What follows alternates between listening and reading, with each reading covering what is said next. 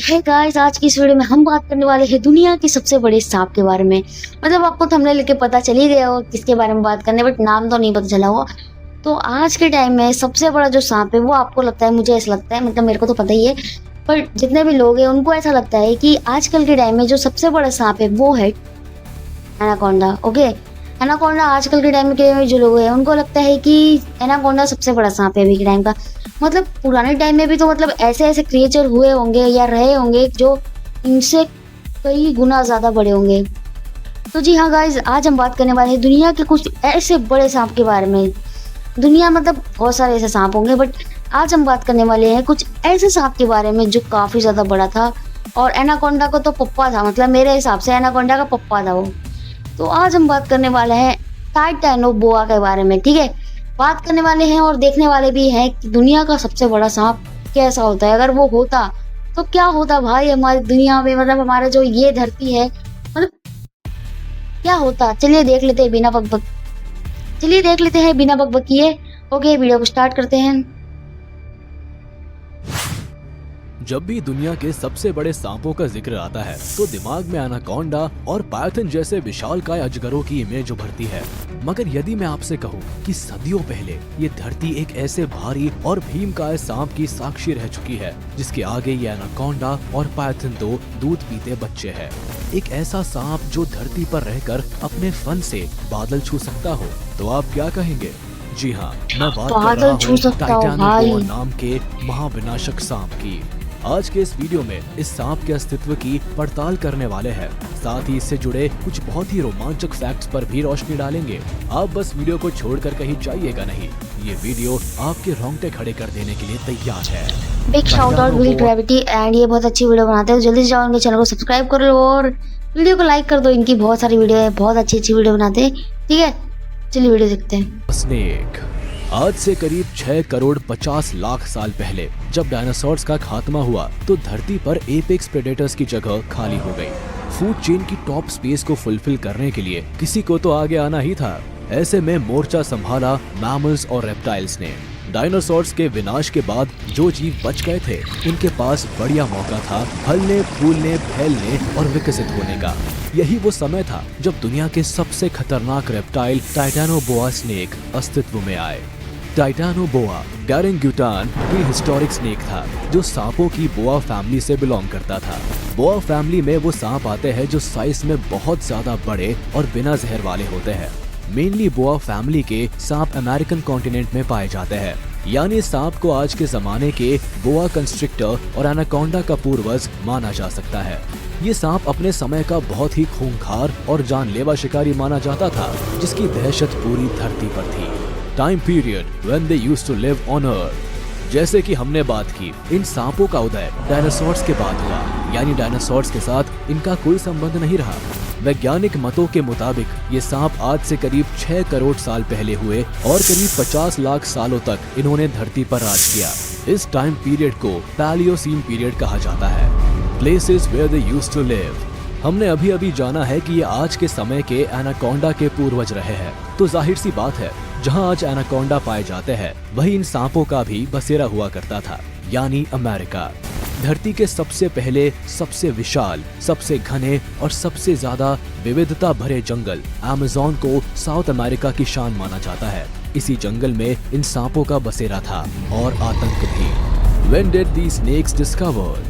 विज्ञान तथ्यों और प्रमाण के आधार पर ही अपनी राय कायम करता है। ऐसे में जाहिर है टाइटैनोबोआ के अस्तित्व के प्रमाण भी कहीं न कहीं मिले ही होंगे। जी हाँ, जरूर मिले। साल 2009 में नॉर्थ ईस्ट कोलंबिया में मौजूद सेरेजोन फॉर्मेशन की कोयले की खदानों ने धरती पर कभी रहे इन सांपों की मौजूदगी के प्रमाण दिए। यहाँ पाए गए फॉसिल्स की शुरुआती जांच में इन्हें किसी विशालकाय मगरमच्छ के फॉसिल्स करार कर दिया गया था, मगर फिर माना गया कि ये फॉसिल्स किसी मगरमच्छ के नहीं बल्कि एक सांप के हैं, और कोई ऐसा वैसा सांप नहीं, अब तक का दुनिया का सबसे बड़ा टाइटैनोबोआ। Size of टाइटैनोबोआ। हम बार बार कह तो रहे हैं टाइटैनोबोआ दुनिया का सबसे बड़ा सांप था, मगर क्या आपको इसकी साइज का अंदाजा है? कोल माइन से मिले फॉसिल्स की स्टडी ये टाइटैनोबोआ की साइज का अनुमान लगाया गया है। ये जानकर आपके होश उड़ जाएंगे कि ये सांप करीब करीब 13 मीटर यानी लगभग 43 फीट लंबे हुआ करते थे। बाप रे, आज के समय के एनाकोंडा की एवरेज साइज केवल 15 से 20 फीट होती है, यानी टाइटेनोबोआ एनाकोंडा से 2 गुने से भी आजकल के टाइम में मुझे भी ऐसा लगता है कि कुछ कुछ क्रिएचर ऐसे भी है जो है अपनी धरती पर, बट वो हमारी जो नजरें हैं, हमारी जो सोच है उससे कई ज्यादा मतलब अलग रहते हैं वो। जैसे कि अभी पानी के बारे में मैंने बहुत सारी वीडियो बनाई, मतलब 2-3 वीडियो मैंने इसके रिलेटेड बनाई है, पानी के रिलेटेड क्रिएचर्स के बारे में। तो मुझे ऐसा लगता है कि पानी के डीप में आज तक कोई नहीं गया है, एकदम डीप में, और आई होप कि कोई ना ही जाए तो ज़्यादा अच्छा है। भाई हमारी धरती पर 71% या फिर कितना तो परसेंट पानी है, उसमें से सिर्फ 5% पानी आज तक मतलब सर्च किया गया है कि उसमें कितने सारे क्रिएचर है, और आज तक जितने भी क्रिएचर पाए गए हैं ना भाई, उस 5% हिस्से में ही पाए गए हैं। तो आप अंदाज़ा लगा लो कि कोई क्रिएचर कैसे नहीं हो सकता भाई। और जो वेल वगैरह है वो ये इतने 5% पानी में ही मिली है। तो आप अंदाज़ा लगा लो भाई कि अगर पानी पूरा सर्च किया जाए, रिसर्च की जाए पानी के बारे में, तो ऐसे क्या क्रिएचर मिलेंगे, ऐसे कौन से क्रिएचर मिलेंगे जो इंसानों को एकदम फाड़ के रख देंगे। चलो वीडियो में देखते हैं। बाकी 13 मीटर मैंने अंदाज़ा कैसे लगाया है, वो 13 मीटर क्योंकि मेरी बहन जब रिवील लेने जाती थी ना स्कूल के लिए, तो भाई वो इतना मतलब ऐसे ऐसे नाप के देता था, यहाँ से यहाँ तक नाप के देता। तो मैंने जस्ट अंदाज़ा लगाया कि इतना ही 1 मीटर का 13 गुना कर दें तो कितना होगा। भाई बहुत बड़ा है, मेरे हिसाब से तो बहुत बड़ा है ये, मगर इतना भी बड़ा नहीं है कि आसमान छू ले, मगर है बड़ा भाई। और इसकी चौड़ाई कितने तो बोला भाई ने, लंबे हुआ करते थे। आज तक सबसे बड़ा एनाकोंडा भी 29 फीट बाकी का ये ही है पाया तो गया। बहुत ज्यादा बड़ा आप इसी और बात से मोटा, अंदाजा लगा सकते हैं क्योंकि ये अपने इंसान वक्त खा में सकता है, इतना टाइटेनोबोआ मोटा की है कैसी गाइस ये। दहशत हुआ करती होगी, और इनकी चौड़ाई सुनकर तो आपके कान खड़े हो जाएंगे। इन सांपों का डायमीटर करीब 3 फीट हुआ करता था, यानी एक अंदाजा लगाया जाए तो 5th क्लास का एक बच्चा पूरा का पूरा इस सांप पर हॉरिजॉन्टली लेट सकता है। वही अगर इनके वजन की बात की जाए तो ये करीब 1135 किलोग्राम वजनी हुआ करते थे, यानी आज के एनाकोंडा से करीब 4.5 गुना ज्यादा भारी। मेरा ख्याल है अब टाइटेनोबोआ की साइज को लेकर आपके मन में कोई दुविधा, कोई डाउट बाकी नहीं रह गया होगा। हालांकि कुछ वैज्ञानिकों का ये मानना भी है कि सांपों के फॉसिल्स मिलना बहुत मुश्किल होता है। ऐसे में बहुत मुमकिन है कि टाइटेनोबोआ इस अनुमानित साइज से भी बड़ा हो। भगवान का शुक्र है ये सांप अब जीवित नहीं है। टाइटेनोबोआस लव्ड विथ वाटर बॉडीज। हो सकता है कि इतनी बड़ी साइज के बहुत से फायदे होते हो, मगर कुछ नुकसान भी तो होते ही है। माना जाता है कि टाइटेनोबोआ को अपनी बड़ी साइज की वजह से जमीन पर चलने में या मूव करने में बहुत प्रॉब्लम हुआ करती थी, इसलिए वो अक्सर पानी में किसी दलदल या नदी के अंदर ही ज्यादातर वक्त बिताते थे। यहाँ उन्हें एक जगह से दूसरी जगह मूव करने में आसानी होती थी। आज टाइटेनोबोआ के वंशज कहे जाने वाले एनाकोंडा में भी ये आदत देखी जाती है। एनाकोंडा भी अपना ज्यादातर वक्त पानी में ही पड़े पड़े बिताते हैं। Hunting techniques of Titanoboa. ये एनाकोंडा और बोआ कंस्ट्रिक्टर्स की तरह ही बगैर जहर वाले सांप थे, इसलिए इनकी हंटिंग टेक्निक्स भी इन सांपों से बहुत हद तक मिलती जुलती थी। ये सांप पानी में या पेड़ पौधों के बीच खुद को छिपा लेते थे ताकि इनका शिकार इन्हें देख ना सके, और फिर मौका मिलते ही ये अपने शिकार पर झपट पड़ते थे। इस झपट्टे में इनका विशालकाय जबड़ा और पिछले दांत बड़े कारगर होते थे। शिकार को पकड़ने के बाद ये उसके चारों तरफ पूरी तरह से लिपट जाते थे और उसे पूरी ताकत से दबा देते थे। ये दबाव लगभग 400 psi के आसपास होता था। इतना प्रेशर किसी भी जानवर की हड्डी का पाउडर बनाने के लिए काफी है। क्रशिंग की इस प्रोसेस को कंस्ट्रिक्शन कहा जाता है। ये सांप कंस्ट्रिक्शन की इस प्रोसेस को तब तक जारी रखते हैं जब तक कि शिकार की दम घुटने से या हार्ट बीट रुकने की वजह से मौत ना हो जाए।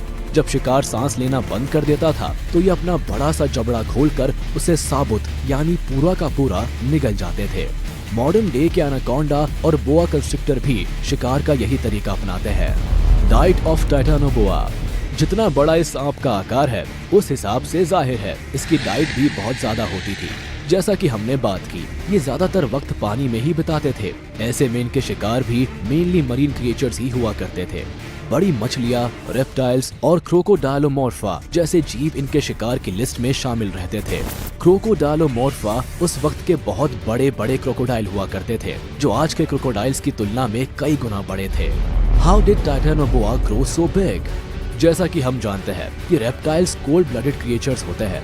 टाइटेनोबोआ भी इनसे अलग नहीं थे, और आज के मौजूद कोल्ड ब्लडेड क्रिएचर्स के बारे में स्टडी करने पर पता चलता है कि ऐसे क्रिएचर्स की साइज और एक्टिविटी उनके माहौल के टेम्परेचर पर डिपेंड करती है। दरअसल कोल्ड ब्लडेड क्रिएचर्स हम इंसानों की तरह अपने शरीर के टेम्परेचर को कंट्रोल नहीं कर सकते। यानी अगर बाहर का टेम्परेचर ज्यादा है तो इनका शरीर गर्म होने लगता है, और अगर बाहर का टेम्परेचर कम है तो इनका शरीर ठंडा होने लगता है। इसलिए धरती के जिन हिस्सों में तापमान ज्यादा होता है वहाँ पाए जाने वाले कोल्ड ब्लडेड क्रिएचर की साइज भी कंपैरेटिवली ज्यादा होती है, और वो हाईली एक्टिव भी होते हैं। अगर इसे हम धरती के ग्लोब से समझने की कोशिश करें तो आप देखेंगे कि इक्वेटर के आसपास दुनिया के ज्यादातर बड़े कोल्ड ब्लडेड क्रिएचर्स रहते हैं, क्योंकि यहाँ टेम्परेचर सबसे ज्यादा होता है। इक्वेटर से जैसे जैसे हम दूर पोल्स की तरफ जाते हैं तापमान गिरता जाता है, और इसलिए कोल्ड ब्लडेड क्रिएचर्स की साइज छोटी होती जाती है। जब धरती से एस्ट्रॉइड टकराया था और डायनासोर सहित धरती के लगभग 75% प्रजातियां समाप्त हो गई थी, उस समय धरती का तापमान आज के मुकाबले में 15 से 20 डिग्री सेल्सियस ज्यादा हुआ करता था। ये गर्म और ह्यूमिड क्लाइमेट रेप्टाइल्स के लिए बड़ा अनुकूल था, और इस दौरान वो तेजी से विकसित हुए। टाइटेनोबोआ भी उन्हीं में से एक थे। ये अमेरिका के जंगलों के उन हिस्सों में विकसित हुए जहाँ से इक्वेटर होकर गुजरती थी। वैज्ञानिकों के मुताबिक उस समय अमेज़न जंगलों का तापमान 32 से 35 डिग्री सेल्सियस के आसपास हुआ करता था, तो आज के समय के तापमान से करीब 8 से 10 डिग्री सेल्सियस ज्यादा था। यानी टाइटेनोबोआ के लिए अमेज़न का मौसम ग्रो करने के लिए सबसे मुफीद था, और इसलिए वो बढ़ता ही रहा और भयानक दानव के आकार में तब्दील हो गया। भाई जिस हिसाब से भाई बोल रहा है वीडियो में, तो मुझे ऐसा लगता है कि आजकल के हिसाब से जिस हिसाब से टेम्परेचर बढ़ रहा है, उस हिसाब से मुझे लगता है कि धरती का खात्मा जो होने वाला है वो बहुत ही ज्यादा जल्दी होने वाला है। कि ये सांप विलुप्त हो गया। वैज्ञानिक इसके कई कारण मानते हैं, मगर उन सब में सबसे मुख्य कारण क्लाइमेट चेंज ही है। धरती समय के साथ धीरे धीरे ठंडी हो रही थी, और गिरते टेम्परेचर के साथ टाइटेनोबोआ एडजस्ट नहीं कर पाया। बढ़ती ठंड इस सांप की सबसे बड़ी समस्या बन गई, और धीरे धीरे टाइटेनोबोआ का अस्तित्व इतिहास में विलीन हो गया। हालांकि कुछ वैज्ञानिकों द्वारा सुझाई गई थ्योरी के मुताबिक इस बात की आशंका जताई जाती है कि टाइटेनोबोआ और इस तरह के दूसरे रेप्टाइल्स का फिर से उदय हो सकता है, क्योंकि ग्लोबल वार्मिंग की वजह से धरती का टेम्परेचर एक बार फिर बढ़ रहा है। अगर तापमान इसी तरह से बढ़ता रहा तो मौजूदा रेप्टाइल्स की साइज और एक्टिविटीज भी बढ़ती जाएंगी, और हो सकता है कि दुनिया एक बार फिर टाइटेनोबोआ का कमबैक देख सके।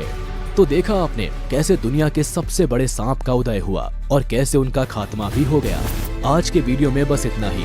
उम्मीद है आपको वीडियो पसंद। तो चलिए वीडियो को एंड करते हैं और मिलते हैं आपको नेक्स्ट वीडियो में। तो आपको ये वीडियो कैसी लगी मुझे कमेंट करके जरूर बताना, और आपको पता चला कि नहीं कि टाइटेनोबोआ जो है वो पहले के टाइम में जब पैदा कैसे हुआ था और जो उनका खात्मा हुआ वो कैसे हुआ। चलो मिलते हैं नेक्स्ट वीडियो में, जब तक के लिए बाय बाय।